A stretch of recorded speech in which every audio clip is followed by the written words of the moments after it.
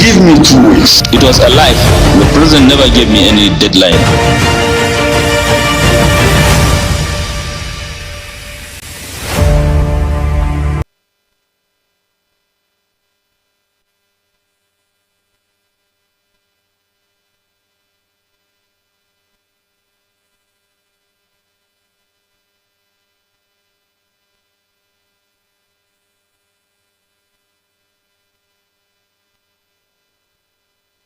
A very good morning to you and welcome to the weekend edition of Global Morning here on Global Television. My name is Godwin Sode. Just before we begin, do remember that Global Television is on DSTV channel 365 and StarTime channel 276. You can also download the Global TV Nigerian mobile app for Android and iOS devices to keep track of our broadcast. You can also join the conversations on our various social media handle using at Global TV NG. Well, quite a lot of activities have happened in the course of the week. First in the week, we experienced for May Day, which one of the activities that crowned the week was the May Day celebration. Of course, it was an interesting time to celebrate as a worker, and of course, workers around the world were celebrated, and also they went out to also celebrate themselves for the hard work. I'm not forgetting that also in the course of the week we also had World Press Day, World Press Freedom Day, which is a day where journalists like myself get to go out and also celebrate ourselves for being on the forefront. But one of the conversation that was thriving even throughout the celebration on the Press Freedom Day was the fact that a lot of press around the world are not actually given freedom, as also enshrined in Chapter 4 of the Nigerian Constitution and also the Atlantic Charter and the fundamental human rights and all the charters that has been signed from the Magna Carta of 1215. Looking at all of this put together, but it has been an interesting week. Also, not forgetting that we saw in the week President Tinubu visiting Katsina State, where he also went to boost the morals of the Nigerian military. In the course of the week also, we also got a video that was released talking about that of allegation being labeled on the son of the president, Sheyi Tinubu, for malhandling a young man who is allegedly known as the Nance president. Some people say factional Nance president. It was an allegation. Of course, Sheyi Tinubu came out to debunk that particular rumor that it is not correct. Not forgetting, in the course of the week, we also saw Natasha's case play out like a never-ending case in Nigeria. We saw Natasha case playing out that with Godswill Akpabio's lawyer, where she had to give a comeback. Also, the reason Professor Mbeki is also a voice recording, making the rounds, and also she's coming out with evidence on Natasha's case. Of course, it appears that the Natasha case is a never-ending saga. In the course of the week, we saw a stage out, at least that of taking you straight to Rivers State, where we saw where the Rivers women staged they walked out of the president's wife and the president of Oluremi Tinubu.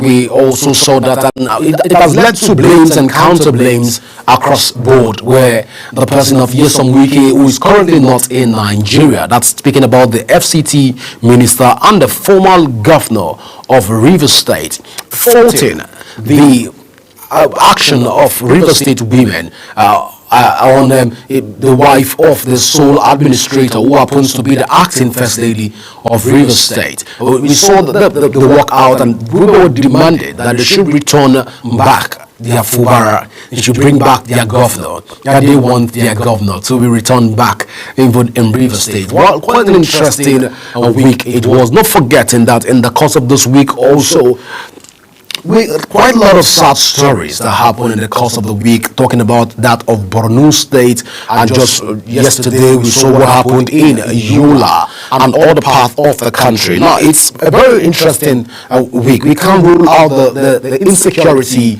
across the country, which has also greeted the week in focus. Now, the week last week also brought, we saw a lot of breathtaking activities that happened last week. But the icing on the cake for last week was the activities around the video, which we call Very Dark Man, and are arrested by the Economic and Crimes and Commission.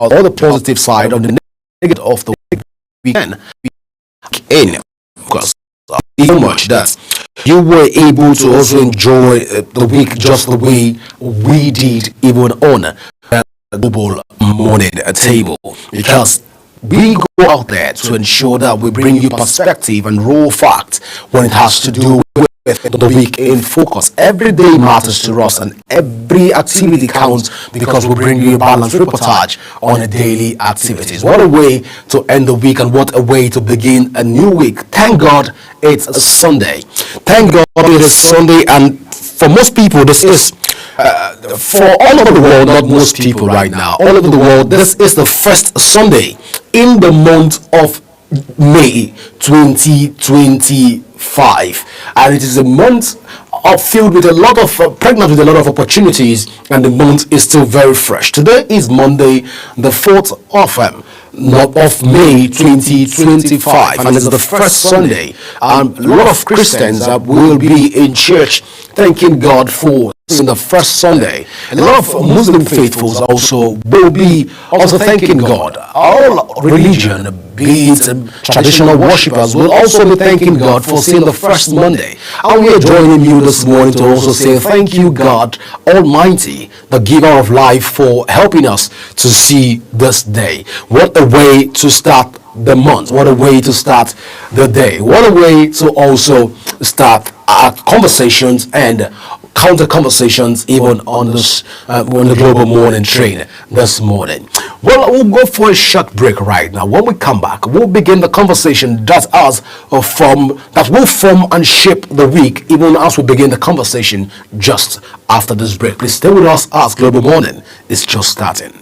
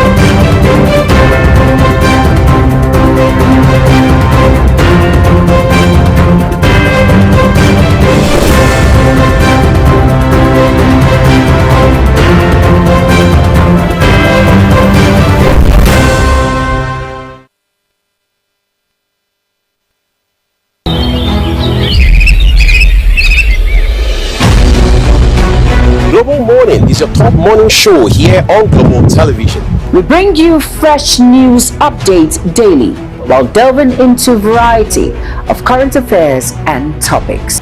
Global Morning aims to deliver newspaper reviews and latest news with experts on key global issues, And at the same time, keeping you well informed about important events, both national and international. Global Morning serves as a valuable source of information, helping viewers like you start your day well informed. Stay connected from Mondays to Sundays to a wide range of the latest news making rounds on Global Morning. We're on the road to protest. The president meets all of our demands.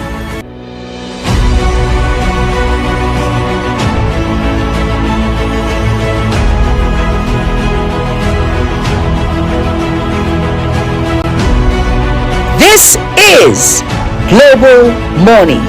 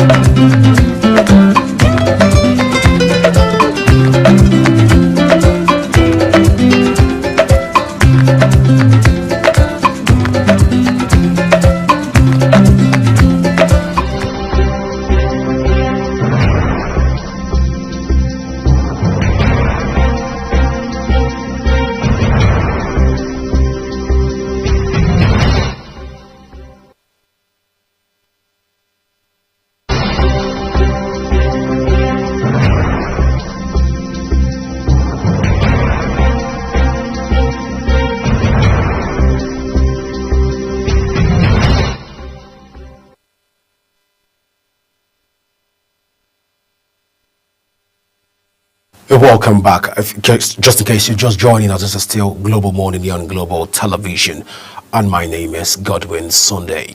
Well, there was a tweet yesterday by the Nigerian Defense Headquarters. That's the official X handle.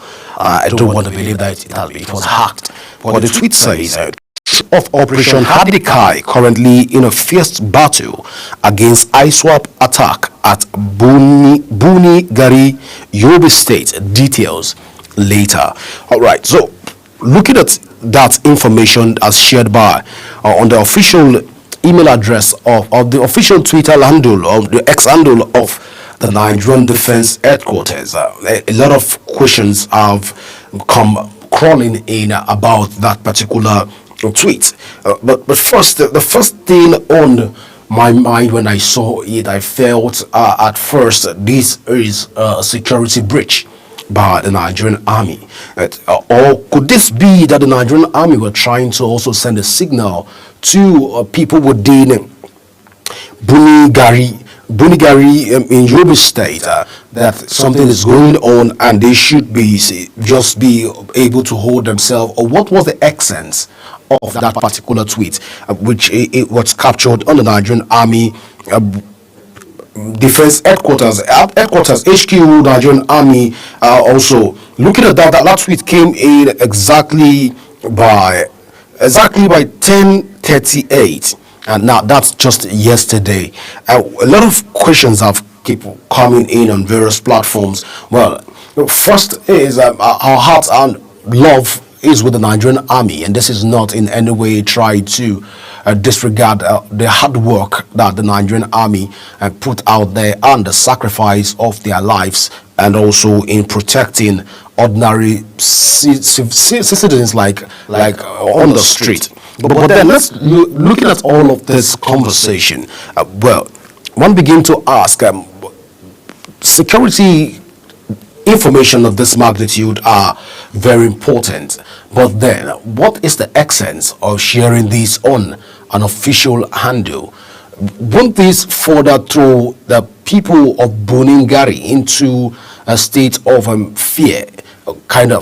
Would this further throw the country into another state of probably looking at it from two sides of the divide? Won't this further throw us into a state of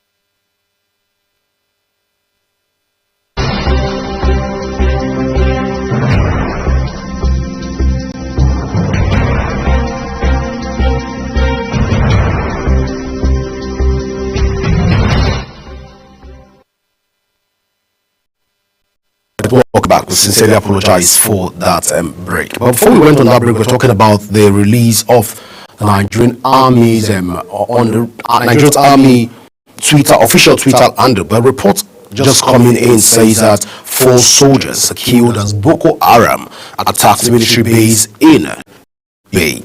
Now, no fewer than 4 soldiers lost their lives when suspected Boko Haram terrorist attack 27 Task Force Brigade, Buniyadi Guba local government area of Yobe State. Well, looking at this, also the incident which took place on Saturday came at the time when the new theater commander, Major General Abdusalam Abubakar, took over the mantle of leadership after his predecessor, Major General Waidi Shuaibu, was untimely removed. We were taken off guard by the heavy explosion and gunfire, but we stood our ground. A lot of our fighting equipment has been destroyed during the encounter. Yes, we lost our lives. We lost four of our men, just as they also recorded casualties during the fierce battle that lasted 4 hours. Well, again, our heart goes to the families of the Nigerian soldiers and military personnel that have lost their lives. We sympathize with them. We hope that one day we'll be able to put all of this insecurity behind us, even in the country. Banditry, Boko Haram, and all of that. All right. So that is an official statement coming from the Nigerian Army. But then yesterday night, we had another mail that came from the Nigerian Army official ex-handle that says troops of Operation Hadikai currently in a fierce battle against ISWAP attack at Bunigari, Yobe State. But the report we're seeing right now is saying that it was actually Boko Haram attacks, and one begins to ask, which side should we believe at this point in time? Our hearts goes out to the Nigerian Army, but then again, publishing of such a thing on the official ex-handle of the Nigerian Army, don't you think again that this will also send a threat signal to people within that residence, thereby putting them in a state of panic, where they begin to live in tension, and it will degenerate into torsions and contortion? But looking at it again from another side, for security concern, and also to gauge the security and also build the security architecture in the country, one would have expected at this point that the Nigerian Army would have concealed such an information, and also while trying to win the war, and let the public, at least those of us that are not within that space, know what's going on thereafter and what they've been able to achieve and how they went about achieving what they do, become the scorecard. But when we hear that there is a shootout, or there is a fierce battle between the Nigerian Army and ISWAP, as was said, but later we found that it's Boko Haram. If my family members around that area, it will automatically throw me off balance. If I need to, at that point, if my BP is high, at that point, it might lead to partial stroke, and perhaps it might lead to an untimely death, because I've been put in that state where I begin to think and begin to call. Now, people that are within that confines, that begin within that area, I believe at this point, if there should be mode of communicating with them. We're just suggesting to the Nigerian Army, of course, we're not military personnel, but we're just thinking from the civil perspective, even this morning. Then looking at it from all sides, we believe that the Nigerian Army will be able to do more in terms of its information dissemination, so that we can all be on the same page. But we sincerely love the Nigerian Army. We sincerely appreciate the effort of soldiers on the field, and we don't take your effort for granted. If I had my way in the studio, I would have stood up to give you a full salute. Thank you so much for all you do to help make Nigeria a great and a better, prosperous nation. Well, rumor has it that PDP governors had a secret meeting with the person of Nyesom Wike, and the outcome of the meeting was to strike a deal, a partnership with him, in order for them to capture the South and for Wike to support the PDP agenda, since he has not come out to openly say that he's no longer a member of the People's Democratic Party. And of course, President Bola Tinubu has also not tried to cajole or tried to compel Nyesom Wike into becoming an APC member. Recall when he went to ask the president that the FCT should be able to generate its own fund like most states, so that they won't be depending largely on the federal government. He was given an approval by the president, but by so doing, the president had to say, "Oh, what you're doing right now will not in turn affect my party. It will help you to help my party to win the FCT and also other River State and other states across the country." And you saw that it was on a lighter note though with the president and Nyesom Wike. But looking at this whole conversation right now, where we say that Wike and governors of the People's Democratic Party are in a meeting and in talks for them to and reach a common ground for PDP to come back to the limelight. How possible will this be? Well, already they said they've already strike a deal. Well, let's see how that will play out. But this is not confirmed yet because this is still within the confines of the speculation. We've not heard the PDP governors, although it was a source from one of the publication agencies that disclosed this, speaking of the Punch newspaper, but we've not so far heard anything from the PDP spokesperson. Neither we heard anything from the Governors Forum of the PDP headed by Seyi Makinde. But the Punch, not disclosing its source, have said that from a reliable source that some of the discussion during the meeting focused on resolving the political crisis in Rivers State involving Wike and suspended Governor Sim Fubara, as well as addressing concerns related to South-South zonal leadership, the National Secretary, and other matters to balance the interests of both sides.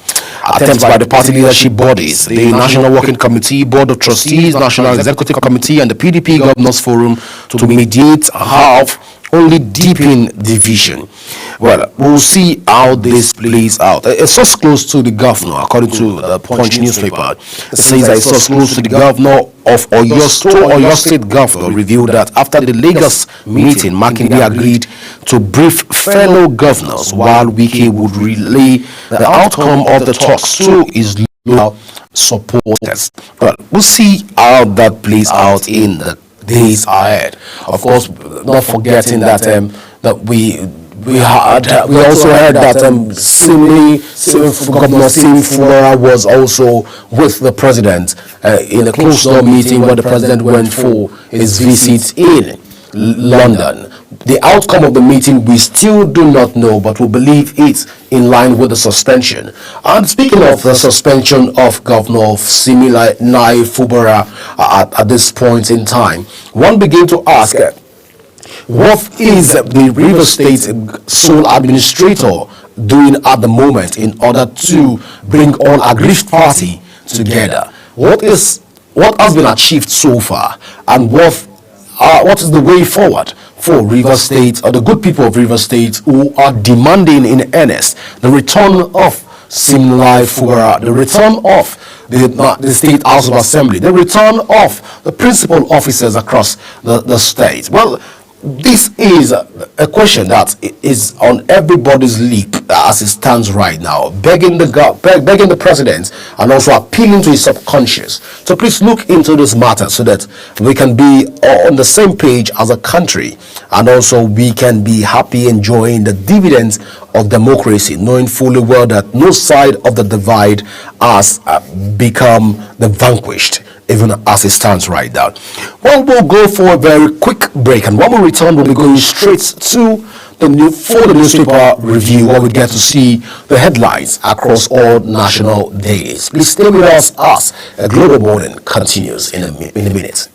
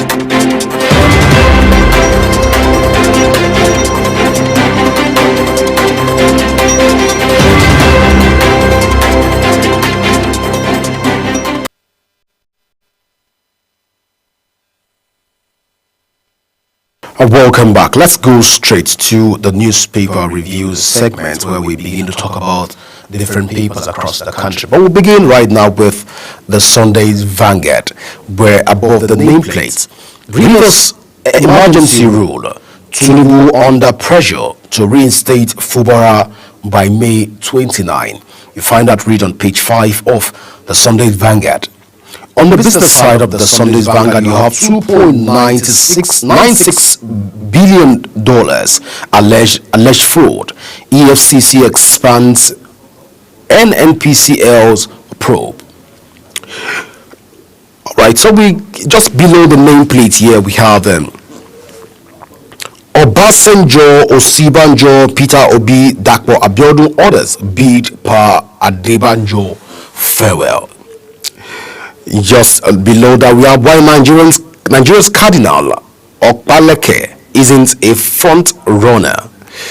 But you want to find out why? You can find that read on page 12 of the Sunday's Vanguard.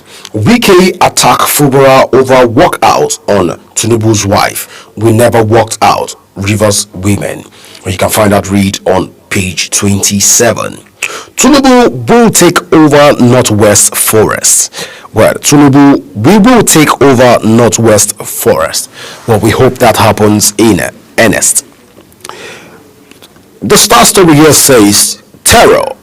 3 state record 26 attacks, 227 deaths in 4 months.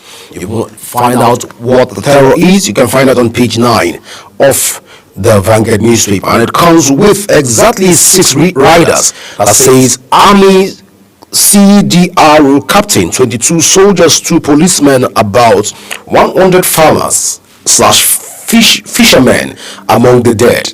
6 military formations targeted. Shehu of Borno, 3 LGs under terrorists at total control. Governor Zulum identifies critical haven for insurgents, asks military to go after them. 4 soldiers killed in fresh Boko Haram raid in Yobe. You can find that read on page 27 of the Sunday Vanguard. Now, just beside the Star story here, we have can worms on killings. Refrain from acts that could destabilize nation. Well, you can worms on killing. That's the Christian Association of Nigerian warning against killing. All right, so we have a picture here, but let's finish up with the story. Inside old new Delta APC, can Obarobore stop looming implosions? Well, if you want to find out, you can go and pick up a copy of the Vanguard newspaper. The Ibori Omagege Kiyamo on the currents. Well, you can find that on page 18. Factions kick them. Will PDP be able to win this in court? Which, of course, the case of the faction has become like a thing that has become so glued to the Nigerian party politics as it stands right now. But let's see what will happen in the days ahead when PDP begin to sue to get their mandate back, if they will want to also toe that line. Because we did see that happen with Governor Ayadi. You know, we will see that happen with a lot of Ebonyi State, formerly Ebonyi State governor, and also that speaking about Umai. We didn't see that happen with a lot of the politicians that have moved from Party A to Party B with Party A's mandate. But we hope that they will get this right this time and going by the Supreme Court interpretation to what is going on. All right, let's move on. The Zenith Bank 9 orders begin 2025 on positive momentum. Report 1.83 trillion naira profit in first quarter. Obasanjo, Sibanjo, Obi Abiodun, Daniel Amusun, Cardoso orders bid farewell to Afenifere leader Ayo Adebanjo. All right, let's move just below the nameplate here. We has a story. Melchiari, I am ready to give account of my service. Well, dentist arrest.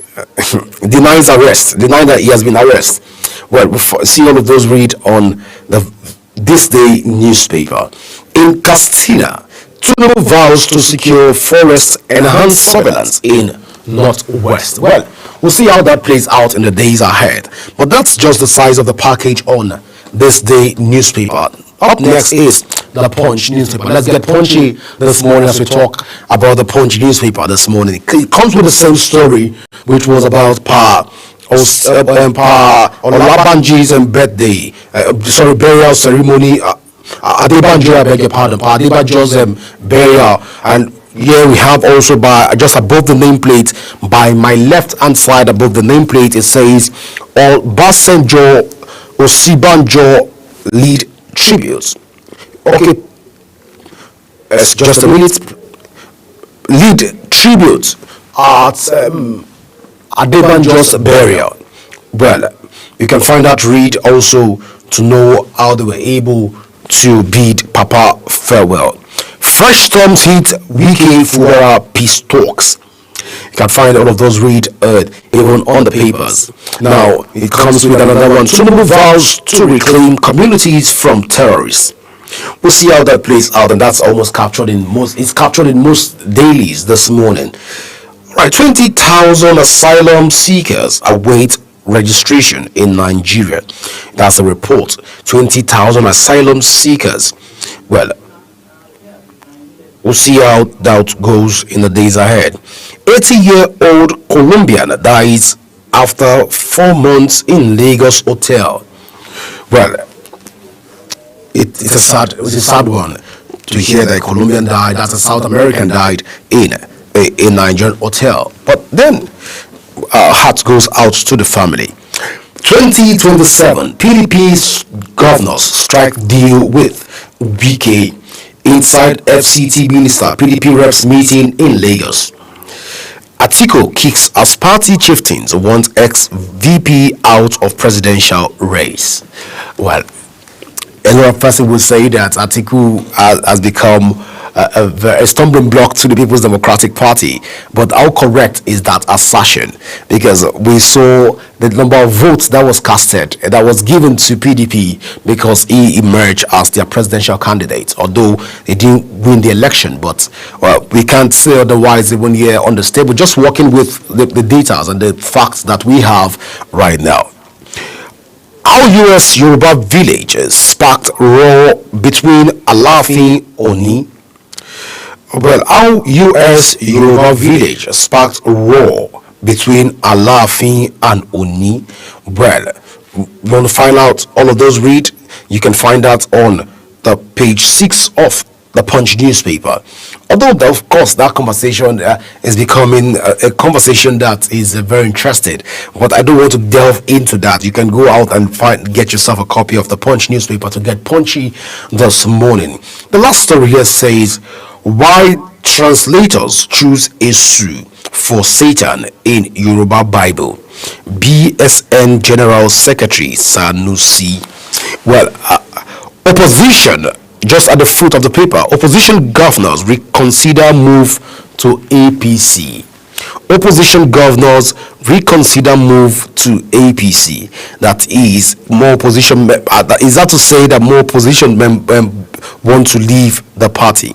Well, we can't say for sure as it stands right now because it's still under the speculation purview. But let's get to the Tribune newspaper this morning, which is the Tribune newspaper, where we have here, we will reclaim forests from terrorists, others, Tinubu says. That's coming from the Tribune newspaper. And also on the Tribune newspaper, we have quite a number of stories coming in from the Tribune newspaper. Now, that's for the Tribune, Sunday Tribune newspaper. It says, Fulani group links Benue killings to ban on open grazing. Well, how correct is that? Police arrest man paid 180,000 naira to fight in Plateau. 15,000 doctors left Nigerian for abroad in 5 years. National Medical Association president says one doctor now attends to 8,000 patients. Well, that's quite sad. Well, here we have Adebanjo walked labored for through federalism. Archbishop Fakbe has come out to say manufacturers raise concern over proposed 4% charge on goods by custom. Okay, the cables documentary on Malabu scandal on TV. Well, we'll see how that will work out. Also follow that. We'll keep following that all of those Malabu's scandal. Let's see what it's all about. Nigeria needs radical restructuring of its federal structure, Professor Gambari. Now, the last story is a threat to leave Nigerian does not absolve you of liability. FG tells Facebook, Instagram owners. Well, I think that it's a threat to leave Nigerian does not absolve you from all liability of liabilities. I beg your pardon, of liabilities. Well, that's federal government talking tough to the company that's threatened to remove its service from Nigeria and pull out from the Nigerian business space, and also ensure that Nigerians will not be able to enjoy the service. Recall that the Nigerian government has sanctioned Metal for breach of information, which has to do with their various social media platform, and they've come out to say that they want to leave because the money that they find was too much for them as a company. But Nigerian government have come out again to say, hey, whatever you choose to do, this threat to leave Nigerian, it won't deter us from asking you to pay this fine. If you can ask people in Nigeria to pay, then of course it will absorb you of liabilities. Well, let's take the last paper for the day, and the last paper is the Sunday Times.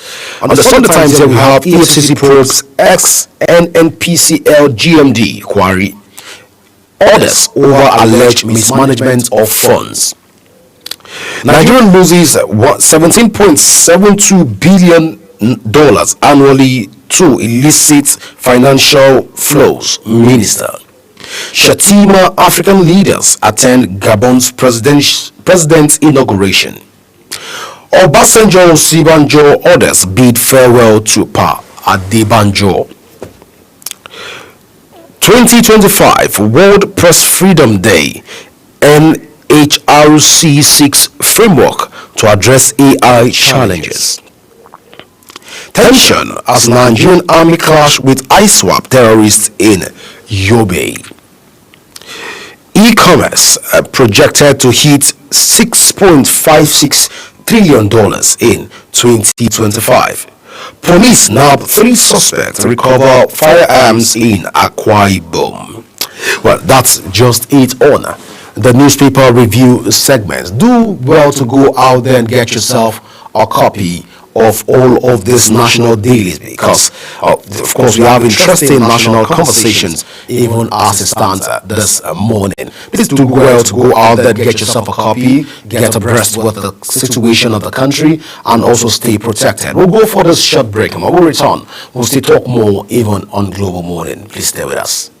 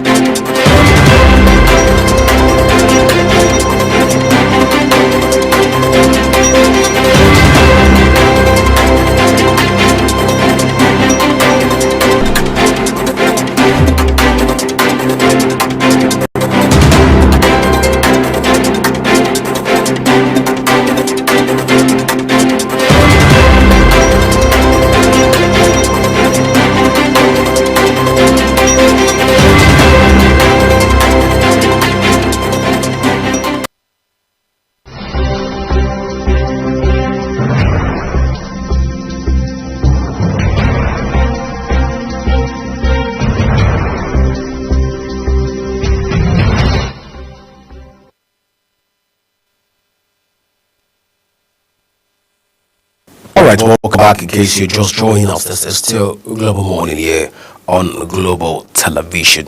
Alright, quite a lot of conversation here, even as we begin to go through the daily conversation. Malam Kyari has come out to say that he was not arrested, and he's ready to present all the evidence, and he's ready to give accounts for his stewardship and years in office. Now, where did the news come out from that Malam Kyari was Malik Kyari has been arrested? Right?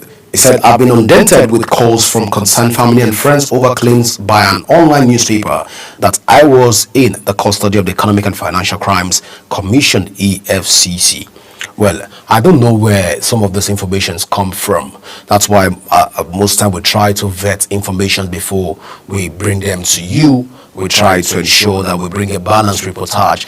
If we're not sure of it, we don't bring it out even here on global television. It has become like a normal practice for us here to vet information before we let them out to you. But looking at all of this, one would have expected that Nigerian police would begin to swing into action against fake news of this magnitude. Imagine a person like Kyari, who has served this country with utmost diligence, and an online company or newspaper is coming out to say he has been arrested and is in the EFCC's custody. And one would now ask, when such an allegation is debunked by the individual or the parties involved as unfounded, untrue, and incorrect, when such a situation happened, one would be expected that Nigerian police will begin to swing into action in order to serve as a deterrent for libel and slandering. So you can serve as a deterrent for people to understand that when you defame people of this magnitude, it goes a long way to dent their reputation. Also, now you put them in the bad light and also throw their family and friends into that state of being worried, and a situation like that is not very healthy. So we will solicit that the Nigerian police begin to look into these matters critically. So most online companies, most online registered newspapers and publications will be able to do their due diligence before publishing any material, even when it has to do with material that has to do with very sensitive issue like that of a personality like the person of Mali Kyari. But then let's look at the last one here, which says Tinubu not Yoruba government, Afenifere declares. Well, the Yoruba socio-political group Afenifere has come to dismiss insinuations in some quarters that President Tinubu was running a Yoruba government. Rather, the group said that the administration of President Tinubu is a Nigerian government. The group's organizing secretary Abagunkole Omolulu, in a statement issued, condemned a clandestine plot as contained in and exposed by one Dr. Sandra Duru to sabotage the administration of President Bola Tinubu, which conspirators have stereotyped as a Yoruba government. Okay, so let's even look at this. Say President Tinubu shall serve his full term, but then that's not even the conversation right now. The conversation is, have the president built a Yoruba empire around his administration? Now that's the first question. The second question is, how many we have about approximately 445 ministries, agencies, and parastatals of government. But roughly looking at all in all, it's not above institutions of government, not above 850. But looking at all of these, how many DGs, how many of these directors, how many of the heads of these parastatals, how many are from the east, how many constitute people from the west, how many constitute people from the north, especially looking at the numbers. Now, if the numbers is saying that we have more Yorubas even in various parastatals, I think this is where this most argument is coming from, that the president is running the Yoruba government, not necessarily because the President Bola Tinubu is a tribal person. Of course, we all know that President Tinubu is one president that is a detribalized Nigeria. When he was governor of Lagos State, he worked with quite a number of people that were not even indigenes of Lagos State, and he loved to work with everybody. For President Tinubu is bring in your A game, tell us what you can do, and let's see you do it. Look at what is happening with Nyesom Wike. giving him the position of the FCT minister, even knowing fully well that it's coming from the opposition party.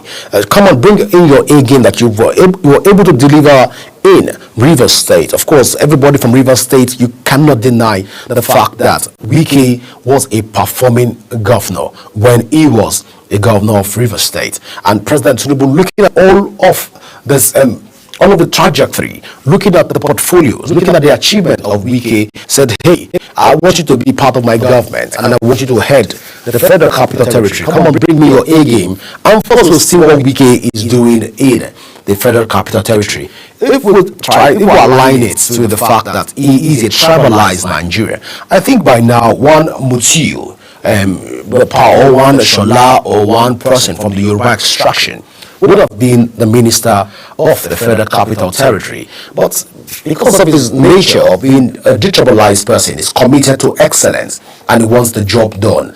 You recall that the president had to reshuffle. This is just 2 years. He has reshuffled his administration and fusing ministries, taking out ministers that he felt were not performing, taking out ministers that he felt were not of the repute that he wants to bring or be able to discharge his primary mandate, and he took them out. We've seen him taking out salient decisions, especially with his appointment, and not being biased with it. So I think I align myself with the Afenifere that the Tinubu is not running a Yoruba government. I think he is running more of a human-centric government. I'm not speaking for Tinubu. I'm not the spokesperson for the president, but rather I'm looking at it from all sides of the divide. Because some of us were in Lagos State when President Tinubu was the governor of Lagos State, and we can say for free, some people were also enjoyed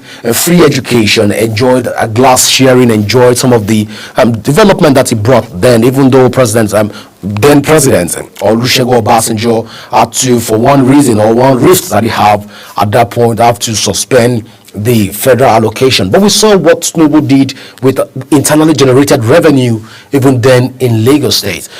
He doesn't care about your tribe. He doesn't care about where you're from, your background. But for Tinubu, get the job done. Can you get the job done? If yes, come on board and show me what you can do. Like I said, I'm not the spokesperson for the president, and neither am I a representative of the All Progressive Congress. I'm neither a member of the Afenifere group. This is my personal opinion on the take on my 1 penny on the Tinubu running a Yoruba government based on my own assessment, and I've tried to create a balance from where people are coming from and where we are on the side of the divide, and try to marry them up together. And that is completely Godwin's opinion, and it is not the opinion of Global Television. It is just my thoughts lying on this issue. Well, this is how far we can go this morning on a Global Morning Weekend edition. Do remember that Global TV is on channel 365 on DSTV, channel 276 on the Star Times, and we are free to air on Night Concert.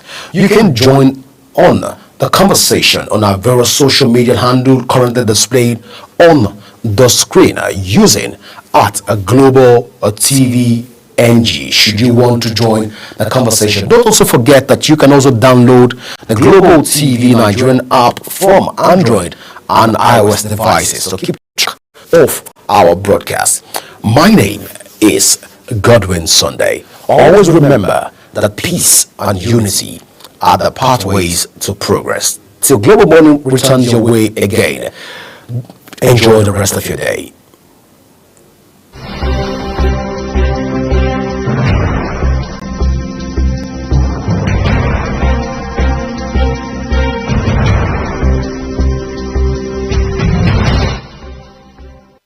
Welcome to Global Morning. Death toll from flooding.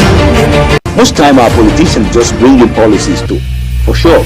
If you don't say we have several more stories. The legislature was carefully crafted to 22.2% inflation rates as of April this year. What does that say about where we are as a country? I think Nigeria has resorted to being resilient. Before you call the police station, before they even leave, They take permission from I don't think there's really anything on ground to improve. the struggle with the ASU strike. Minister of Education volunteered and said, give me 2 weeks. It was a lie. The president never gave me any deadline.